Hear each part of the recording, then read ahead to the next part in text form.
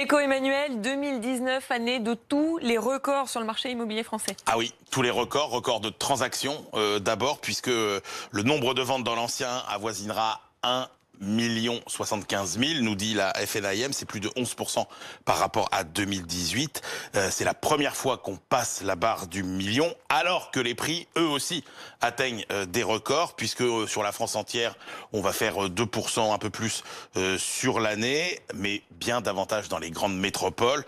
On sera, selon meilleurs agents, à 8% de hausse à Paris, on sera à 10% à Lyon et Nantes, 7% à Toulouse et Lille, 5% à Strasbourg, 4% à Rennes, et même dans les campagnes, les prix recommencent à augmenter. Et vous l'expliquez comment ça? Alors, le principal moteur, c'est évidemment la baisse des taux d'intérêt. Songez que sur 20 ans aujourd'hui, sur un dossier bon, qu'on considère comme bon, on emprunte à 1,2%, et pour un dossier excellent, on emprunte à 0,8%. C'est 2 fois moins qu'il y a 5 ans. Si bien que malgré la hausse des prix au mètre carré, eh bien, le pouvoir d'achat immobilier augmente. C'est-à-dire qu'avec la même mensualité qu'il y a 10 ans, par exemple, eh bien, on peut acheter 27 mètres carrés de plus à Marseille aujourd'hui, donc qu'il y a 10 ans. C'est 17 mètres carrés de plus à Montpellier, 15 à Strasbourg, Toulouse ou Nice, une dizaine à Rennes, à Nantes, à Lille, et même 1 mètre carré de plus. On pourra mettre la télé. C'est très important.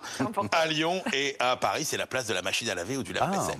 C'est vrai. Voilà, et du coup, toutes les portes d'accès aussi à la propriété se rouvrent devant des gens qui n'y avaient plus accès, tout simplement parce qu'avec la baisse des taux d'intérêt, vous savez, certains ménages peuvent repasser en dessous de la fameuse barre du tiers des revenus, qui est la barre fatidique au-delà de laquelle vous ne pouvez pas emprunter. Et puis vous avez toutes les autres tendances aussi qui poussent les prix de l'immobilier à la hausse, la démographie, le fait qu'il y ait de plus en plus de familles monoparentales, la baisse du chômage, le fait qu'il y ait moins de logements neufs aussi sur le marché, donc on se reporte vers l'ancien, le sentiment de mettre son épargne en sûreté quand on ne sait plus très bien où vont les marchés financiers, et puis des inquiétudes sur le long terme comme évidemment les retraites. Est-ce que ça va continuer ?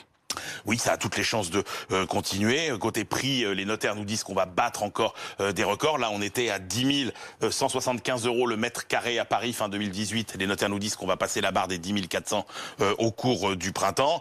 En moyenne sur la France, meilleurs agents nous disent 1,5 à 2% de hausse des prix sur l'année. Sur le crédit, les taux ne devraient plus baisser, mais il n'y a pas de raison qu'ils remontent très fortement aussi. Et puis, on a toujours cette pénurie de logements qui met la pression toujours sur le marché. Merci beaucoup, Emmanuel.